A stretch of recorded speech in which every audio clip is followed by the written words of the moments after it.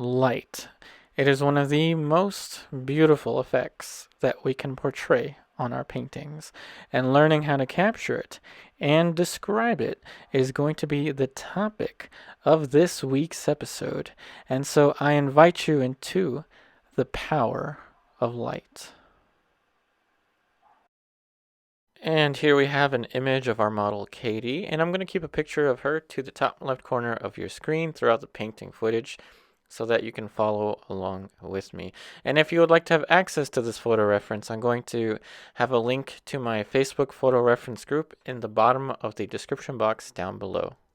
Now, since the emphasis of this week's episode is going to be on capturing the light or the power of light, we're actually going to be working on a white surface as you're seeing here. So we're starting off with direct painting, meaning we're painting directly onto our 11 by 14 inch panel. So what I'm doing is I'm just drawing with titanium white and burnt umber, or should I say I'm just drawing with burnt umber.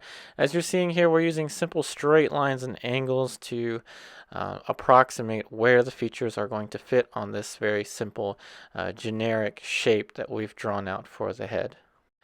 And our approach for this painting is going to be, we're going to be adding on multiple layers, and so I've been needing to figure out how to get my paintings to dry overnight, basically, so I can work day by day. So I did mix a little bit of my Neo McGilt medium into the burnt umber and the titanium white, and later on in the episode I will actually show you how I mix the medium into the paint. The reason being is that I want each layer to dry overnight. That's usually not a problem with burnt umber, though if I use too much titanium white, it will take much longer to dry. So that's why you're seeing me kind of erasing and subtracting a little bit just with a dry brush to try to get some of the light shapes in the painting. Now you see that the eyes and the nose, which I refer to as the main triangle, were approximated first to fit within the parameters of the outside shape of the face. Now with a few simple straight lines and angles, we have placed in kind of an idea for where the mouth is going to fit. Now we're just going to sketch in a little bit of shape. Now going in with the titanium white and burnt umber, we're going to create a little value web. So this is what I usually refer to as the color value web. But since we're working in monochrome for the underpainting, we're going to be just using the titanium white and burnt umber to create a little value scale. And this is going to be one of the most important aspects in capturing the light. So harnessing the power of light on your painting starts off right here. Value is going to be one of the most important aspects to light, especially in capturing the magnitude of the light. And by magnitude, I mean how bright is the light, how sharp is the light, how contrasted is the light. Now, obviously, we're using some type of electric lighting.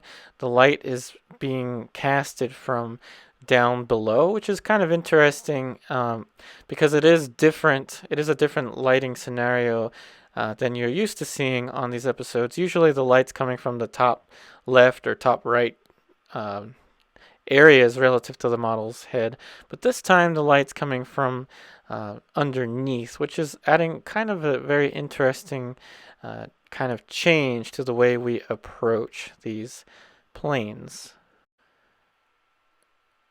And if you're new to this channel, remember, plane just means a three-dimensional concept of a flat area in space, and each one of those flat areas has a specific position in relation to the light source. The more the plane is facing the light source, meaning the closer it is to being perpendicular to the light source, the brighter it's going to be. The closer it is to being parallel to the light source, the closer it's going to be to shadow, meaning it's going to get progressively darker. So as you're seeing, we're starting to build up these values. And I highly suggest working lighter with your underpaintings if you are trying to emphasize the light. So if you're trying to emphasize the power of the light, or if you're trying to have more light in your paintings, in the first layer, that is the underpainting, make sure to make it as light as you can possibly make it, because when you layer with oil paint, it's actually easier to layer with darker colors than it is to try and layer with lighter colors, though we're going to kind of balance between those two. As you're seeing on the side plane of the cheekbone, see how I'm kind of exaggerating the depth of the plane. Now you see I kind of just filled that in. But you saw from that transition to where we are now, I tend to kind of over-exaggerate a plane change. And then little by little, I go in and start to make those planes more and more soft. And now we're just pushing the dark for the side of the lips. And another thing I should emphasize is that we are compressing the value range, and that's nothing new. We do this with pretty much all of the underpaintings that we create. I think, at least in my opinion, it's important to be able to work with a limited value range. That is, it's compressed because burnt umber doesn't get as dark as ivory black, and that's pretty much it. Burnt umber doesn't get as dark as ivory black. So this means that when we layer in with color, we'll be able to get an even darker set of values. That is, we're going to have values ranging from burnt umber's value all the way up to ivory black. So we're going to have much more variety in our values as we continue to layer. So that is the monochromatic underpainting, and we're going to do something kind of interesting now with the next layer. So this is now the next day. The painting is now completely dry, so we're using titanium white, burnt umber, and burnt sienna. So this is going to be an extension of the underpainting, a limited palette extension of the underpainting. And each one of these colors, and within each one of these colors, I have pre-mixed a little bit of the Neo McGilt medium, and don't worry, later on in this episode I'm going to show you how I do that. And we're doing the same thing that you saw earlier with the underpainting the previous day when I was mixing up the titanium white and burnt umber. Well, today what I'm doing is I'm mixing up the titanium white, burnt umber, and burnt sienna next to one another. See that? So we have a warm scale to the left and a cool scale to the right. So I'm going to be using the burnt umber to make the colors cooler where I need them, and we're going to be using the burnt sienna to make the colors warmer where I want them to be warmer. Now, if you are interested in knowing exactly what colors I'm using and the brands and all of that, and are interested in purchasing the same type of materials that I have, and therefore contributing to this channel a little bit, I have the Amazon affiliate links down below. So links where you can go directly to Amazon and purchase the same colors and mediums and brushes and all of that. So you're seeing now we're starting to add warmer flesh tones using the burnt sienna. Burnt sienna is actually a really good flesh tone, believe it or not. Just titanium white burnt sienna on its own is a really nice flesh tone, but it's too hot, too kind of orangey on its own. So that's why we're using the burnt umber to kind of cool down some of the heat of burnt sienna, and it's just as simple as that. We don't have to worry too much about too many complicated flesh colors, and I believe this is even more simple of a palette to use than the Zorn palette. So just the burnt sienna to put in those warmer tones. And again, this is to achieve that kind of glow-like effect. So we're going to want this painting to look like it's glowing after we're done with all of these layers. And we're going in pretty much one plane at a time, though I admit I'm kind of working more in the mid-tones. I'm working more with the half tones as you're seeing there on the side of the ramus of the jaw, we're thinking about how to put in more depth within these halftones. And it does get warmer, and the flesh tone does get kind of more localized in the mid-range. In the lighter lights, the color is not going to be as vibrant and warm. It's going to just be much, much lighter. And like we did in the layer before this one, we're trying to work as light as possible. So you're seeing how we're building up successive layers of oil paint in order to get the effect of light. This is going to give us much more of a brighter light effect than if we were just working in alla prima, meaning wet on wet. And now what I'm going to do is slow down my narration a little bit so that I don't fill up the video with too much talk.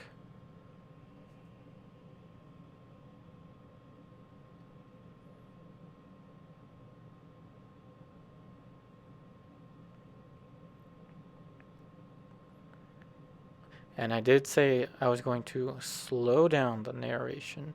So what you're seeing here is, again, the emphasis of the side plane of the cheekbone. So I'm emphasizing that plane division.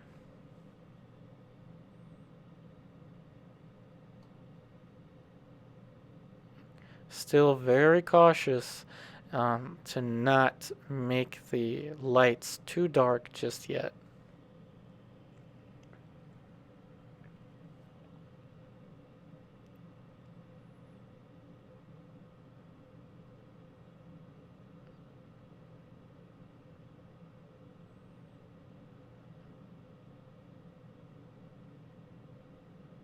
Now, one thing I seem to have neglected to mention earlier was not only do you want to build your layers lighter so that you can actually make it darker from one layer to the next, but it's also a bit easier to have your edges be softer, because it's easier, in my opinion, to sharpen edges later than it is to make them softer.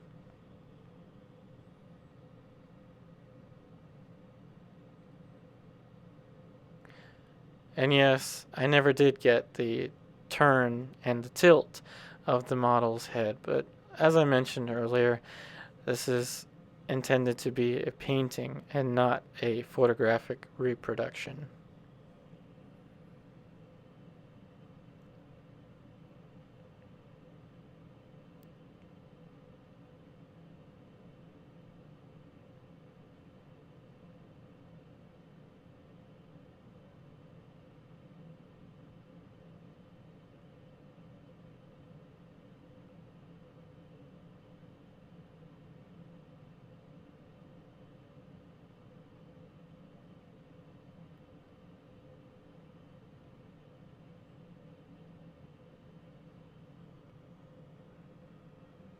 Now in that segment that you just saw, so that brushstroke that you just saw with the burnt sienna and the titanium white, it did have a little bit more burnt sienna, though it's kind of hard to see with this camera angle, but I did kind of scatter the color a little bit.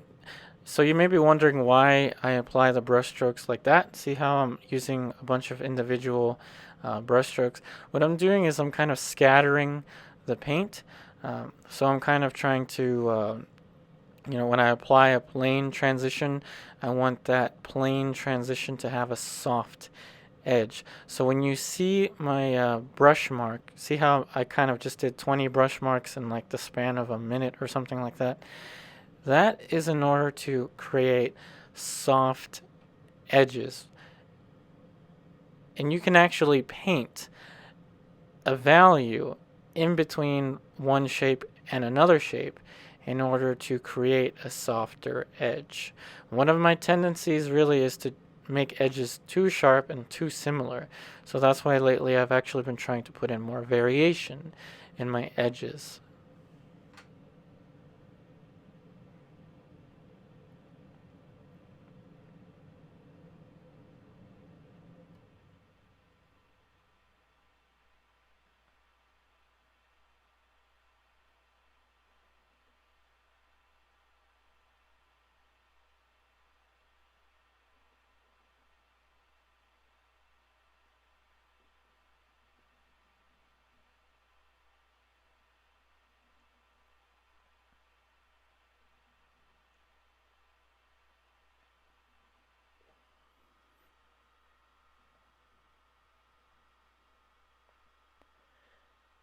Alright, so now we're going to return to the regular styled narration. So as you've seen in the footage thus far, what I'm trying to do is put in each plane slightly lighter than I eventually want the plane to be.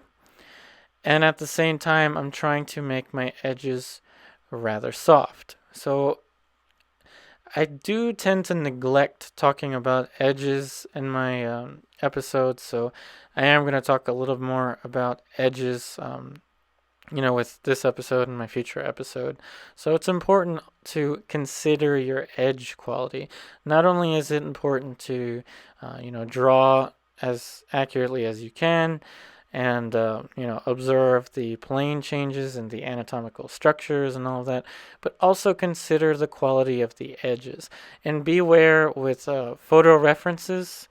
Photographs tend to make edges too same, so watch out for same edges, meaning edges that are too similar.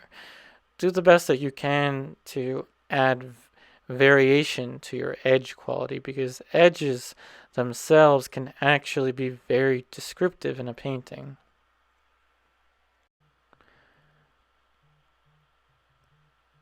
And one thing I don't often talk about other than edges is focus. Um, there should be a type of selective focus when you're creating a painting, in particular when you're trying to create classical realism. So paintings that are, classical in nature and realistic. This is why I like to take much more time in my paintings in order to make them more realistic. You really want to set aside each day that you're working on a painting for a specific task. And I think that will help you compartmentalize all of the different aspects in creating these oil paintings. So now what I'm doing is I'm building with the burnt umber diluted with a little bit of odorless mineral spirits and the Neo McGilt medium. I did add a little extra Neo McGilt medium to again make this layer dry faster. And so when you want to layer oil paintings, you may have heard the term fat over lean, which essentially just means to increase the amount of oil that you use with each layer. So you're going to see later on, I will actually apply a little bit of a medium onto the painting between each day that I'm working. I didn't oil out the painting for this session. I think I just forgot. But in the next one, I'm going to oil out the painting. So one way to ensure that your painting is following the fat over lean principle, meaning that you have more oil as you progress, is to just add a layer of oil. And what I use is Neo McGilt medium. Sometimes I'll actually dilute the Neo McGilt medium with a little bit of odorless mineral spirits. And there you see I'm very carefully going over the edge. Though it's kind of difficult to see there, I'm going and putting an intermediate value in between the light shape of the chin and the background. And that's to ensure that I don't have too similar of an edge all throughout the outside contour of the face.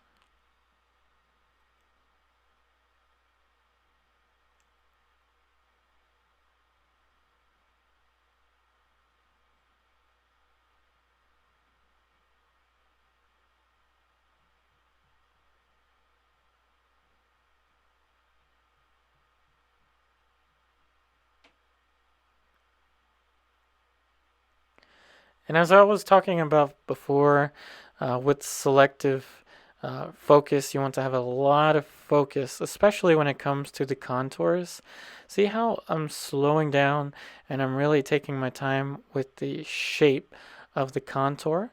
And there you saw there you're seeing I'm mixing up an intermediate value to paint in between the edge of the side of the face and the background. So I purposefully mix colors specifically to delineate the softness or sharpness of given edges. And now I'm just going to fill in the dark of the background. Again, I thinned out the paint a little bit with the odorless mineral spirits, and now we have covered the background. Now you're really seeing the light effect start to take place.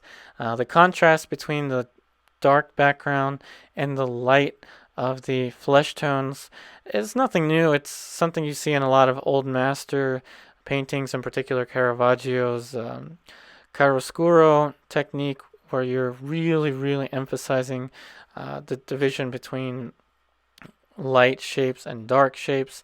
So right now what I'm just trying to do is make this edge a little softer around the corner of the shoulder. And this should be one of the last things I'll do for it. This layer, I'm actually going to do 2 layers with this 3 color palette. So there's the second day's effort. And now we're going to transition into the third day. And now you're seeing the oil colors, the titanium white. That's the burnt umber right there. And that is the burnt sienna. Remember, I promised that I would show you how I mix the medium. There is my medium, the Neo McGill. And now I'm just mixing it directly into the paint.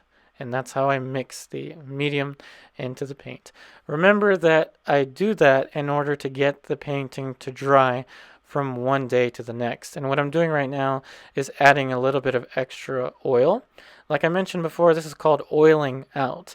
I'm just using the medium, the Neo McGill medium, to add a little bit of extra oil onto the face. Now, someone did contact me earlier about having trouble doing this with the oiling out. Whatever you do, do not use straight stand oil to try and oil out a painting. I will repeat this. Whatever you do, don't use straight stand oil to oil out a painting. I use straight Neo McGill to oil out this painting because Neo McGill is rather thin. If you want to use stand oil, you really should thin it out with the odorless mineral spirits. Try to use a little bit more odorless mineral spirits than stand oil. Now, since this is the third day that I worked on this painting, you're not really seeing the palette. You're not going to see the palette in this shot. Don't worry. When we get into the next layer, you're going to see the full color palette. Don't worry. I'm using my wooden palette just below the screen, but I'm doing the same exact thing in terms of the color combinations. I'm just using the titanium white, the burnt sienna. So I'm creating that color scale that you saw earlier. The same color scale that you saw earlier is what I have mixed onto the wooden palette. So now I'm going to continue to build with just those 3 colors. And what I'm trying to do is I'm building a warmer undertone to achieve a type of glowing effect. So now I'm going to use transparent, semi-transparent applications of oil paint. So almost glazing in the sense that I'm using much more medium now. And the purpose for this is going to be to add more depth and to draw more with this layer. And like I mentioned before, yes, I know I didn't get the tilt quite right, but in any case, what I was trying to do was draw more of the planes and make even more specific delineations between forms. Now, back to the topic of achieving the light effect. What you want to do is have a type of transparency between layers. You can do this the reverse if you'd like. You can work with a much kind of more greenish and bluish underpainting, but I chose to use the warmer ones. So that is with the burnt sienna and the burnt umber. So this layer that we are still building, I will want to show through when we go over it with all of the colors, so that it creates a type of stained glass kind of effect, with the lighter layers underneath showing through when we paint in the layers with the entire color palette. And I'm gonna slow down my narration again, but I want to mention one thing first. Um, I I have read some things about overworking paintings, and I've heard a lot of there's a lot of fear in overworking paintings. Do the best that you can not to fear overworking paintings. What I've been doing lately is continuing to build onto the same shapes that I had painted the day before, trying to constantly discover something new each and every day. Even though I'm going over the same area that I worked 2 days in a row, I'm still discovering. I'm still trying to figure out more and more, intricate shapes between these forms.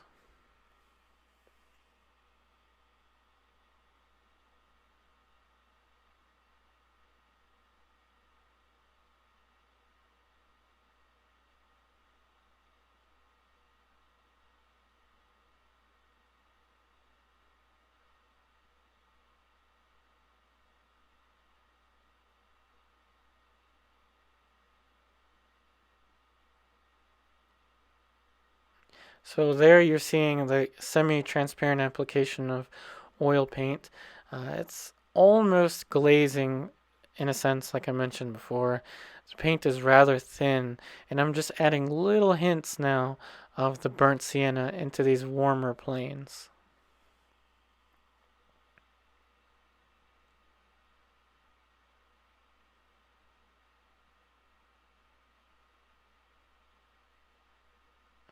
And there you have it. That is the third day where I was working just trying to build more specificity into the shapes. And now we're going to transition into the fourth and final layer for this oil painting. Now we have the entire color palette, and I'm just using ivory black and alizarin permanent to glaze into the background. So now we're going to glaze. So we're using semi-transparent applications of oil paint with much more medium, as you're seeing here with the background. And what I want is for the previous layers to show through.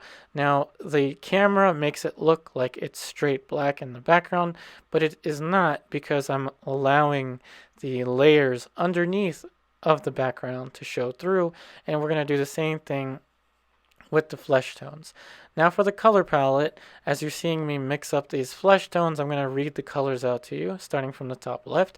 Titanium white, flake white, burnt umber, alizarin permanent, cadmium red, yellow ochre, nickel yellow, sap green, ultramarine blue, and ivory black.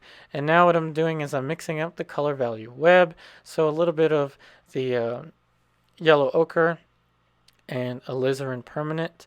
We're throwing in some of the sap green. Remember, alizarin permanent and sap green go together quite nicely. Back to the sap green and the alizarin permanent. Now a little bit of burnt umber and sap green to cool down the heat of the alizarin permanent. Back to the sap green and the burnt umber as we start to approach the completion of the color value web. And I'm going to keep my colors organized on the palette in this way, ranging from the light most values on the top, moving all the way down to the darker values on the bottom. Now this is going to be one of the most critical aspects in terms of getting the quality of the light, the power of the light. So we're pushing the value range now. We're stretching the value range essentially to get the most that we can. Now, we do have a lot of values at our disposal with oil paint. But I will tell you that when you're observing from nature, remember the episode a couple weeks ago where I mentioned the learning to work from life is what will help you learn portrait painting at a much faster rate. That is, you learn much faster when you're working from life. As I mentioned, the secret to portrait painting was knowing how to work from life a couple episodes ago. that is essentially what I'm doing. I'm kind of making things up in a way. So, admittingly, when you work with a photo reference, you're going to have to learn how to make things up in order to paint it as if you were working from life. And you may be asking, well, what am I making up? Well, what I'm doing is I'm pushing the light range much brighter on the chin, almost titanium white. And you're going to see me do another very interesting trick soon, where I use the white to contrast with the lightest flesh tone that I have in order to make sure that it's not completely light. But in any case, what I'm doing here is I'm setting up a range. So I'm going to be keying all of my values off of the light on the chin. Now you're going to see me do this little trick. So I'm putting in the light on the brush right next to the white of the paper towel. Notice how the white of the paper towel is still much brighter than that color that I painted in. Now you're seeing how I've put the lightest possible value on the chin without making it straight white.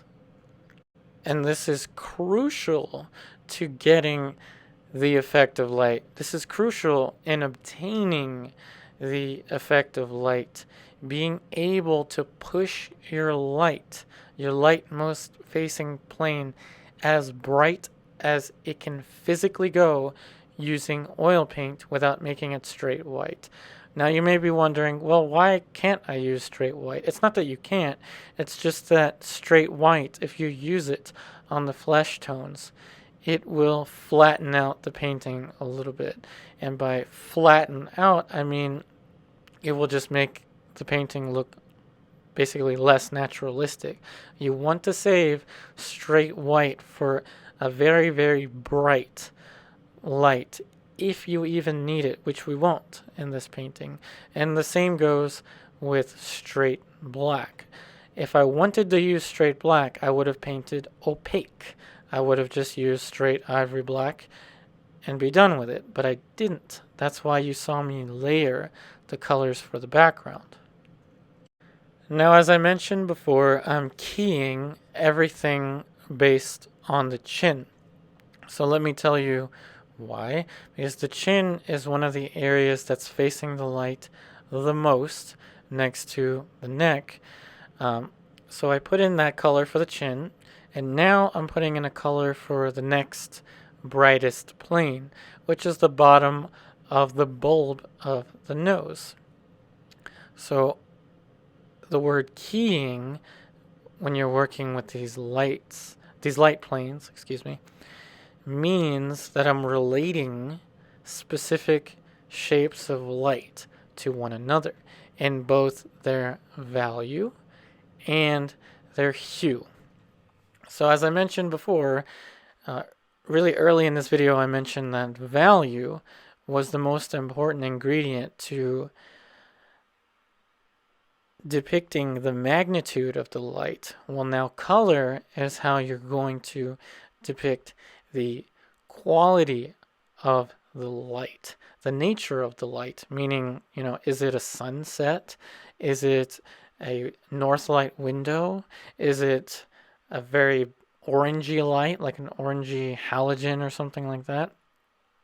So color is going to be how we describe the quality of the light. Now you're seeing I'm using a lot of violets now. So we have a alizarin permanent, an ultramarine blue here for the lips. Yes, the model was wearing a lipstick in this photograph, so that's why I'm using the kind of purplish color. We're going to use this purplish color for the lips now. But as I mentioned before, I'm relating warm colors to one another on the large areas of the face to describe now the warm quality of the light. Now the lips, I'm just trying to build simple planes of light and dark with the lips, just like we did with the large shapes of the face. And now I'm going to slow down my narration again just to add variation to the way I narrate these videos.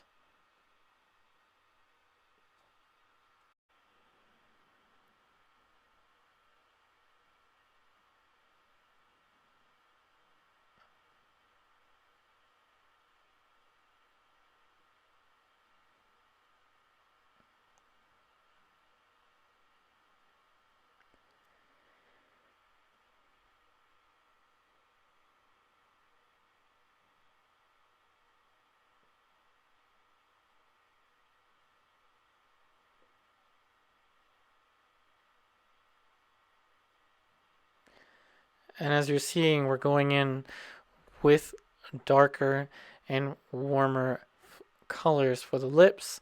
So we're kind of, layering darker. When you're layering with oil paint, when you want to go lighter, I highly suggest to paint more opaque. So I painted more opaque with the lighter planes, such as the chin and the bottom of the nose. When you want to layer darker, you can layer with more medium, meaning you can make the paint thin.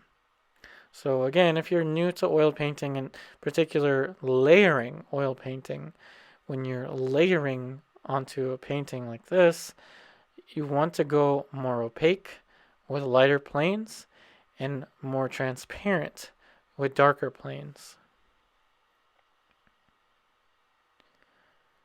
And back to the original topic of capturing the quality of the light. When you want to push the light, you want to layer very strategically. So that's why I've been guiding you through this multiple layer painting, explaining how I worked from the white of the canvas then I went into the monochromatic underpainting, and then the 2 layers with just the burnt umber and the burnt sienna, all so that I can get to this stage in the painting now, where I can selectively modify the hues in order to obtain a much more luminous color within each shape, and therefore pushing the magnitude and the quality of the light.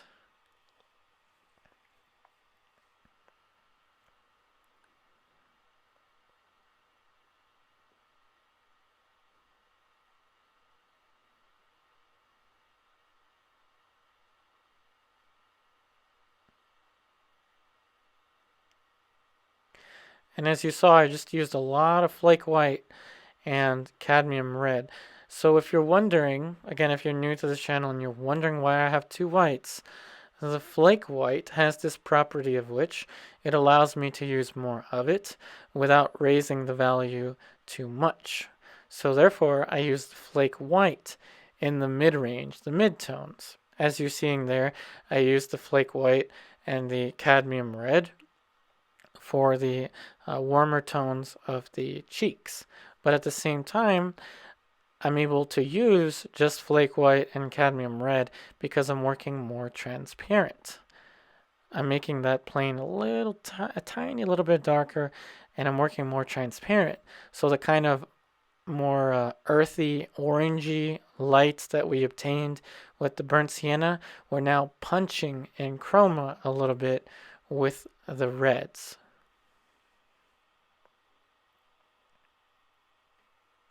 And now, since we're on the topic of using color to push the quality of the light, I will say that photographs tend to flatten out color. And so what I mean by flattening out color is that they make the colors too same, not only in their hue, but also in the chroma. So when we're working with photo references, we have to invent it, basically. I'm inventing areas that would have higher chroma, such as the side planes of the cheeks, and I'm inventing areas that would have less chroma. And I'm also pushing the variation between the colors. And when you push the variation between the colors, it's important not to lose the underlying scaffolding of the underpainting and the values that you created before.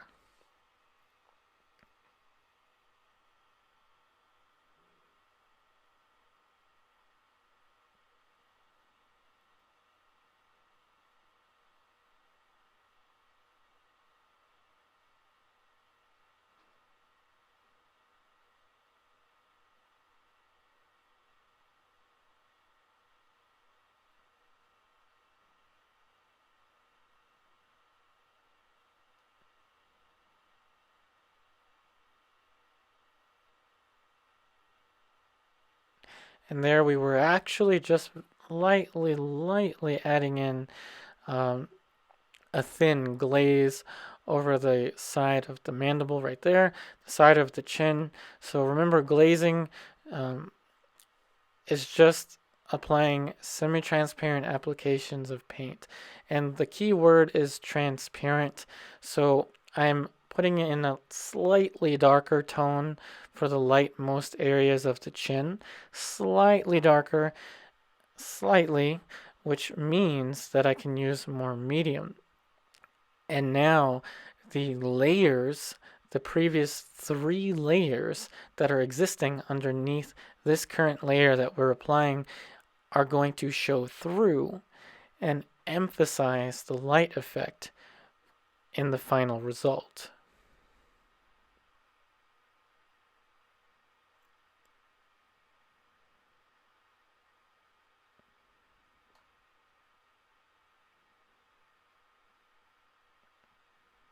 And now we're just putting a little bit more of a gradation of tone for the side of the chin. A slight, very slight little gradations of tone. We're making these values even more subtle now. And remember, subtlety just means how close can you get these shapes yet still maintain their differentiation from one another. And as there's only a couple minutes left in the episode or in the painting demonstration, I will say that the bottom, that is the drapery, the clothing, and the little jewelry element that I painted in the underpainting, I actually ran out of time. So I meant to work on this painting 5 days in a row, but I couldn't because this layer didn't dry on the 5th day. So on the 5th day, I was going to go in and put in the jewelry and all of that, but I ran out of time. Now, it's important when you're layering your oil paintings to be very cautious of how much paint you use. If you want to work on a painting from one day to the next and continue working on it like that, be very mindful with how thick you apply the paint. But I don't think it was that. I think it's that the cadmium red and the alizarin permanent are 2 very slow dryers. So just the fact that I put those into the flesh tones, I think is what made this take a long time to dry. And that's also a reason why I used the Burnt Sienna earlier on, because I knew that even though it was a warmer tone, it would still dry faster than if I were using, cadmium red or the alizarin permanent. So remember, layer strategically. And this topic of trying to push the light effect in a painting, this topic was suggested to me by another artist. And if you have any topics that you have in mind for future painting episodes, please feel free to leave those ideas in the comments section down below. Again, I really do hope that today's episode helps you out. If you would like to see more painting videos such as this one, please subscribe to my YouTube channel. If you would like to support this channel even more, I have a Patreon account where I offer things such as live chats, live painting demonstrations, mentoring, and all of this you will receive on a monthly basis via the Patreon. That being said, I really hope that today's episode helps you out, of course, and I'll see you on the next episode. And it's now time for our new patron shout out. So thank you so much, Eva Habib. I hope that I can say your name properly. Thank you so much for all of your support. It truly, truly does mean the world to me. It helps me out so much. I wish you the best in all of your artwork, and I'll see you on the next episode.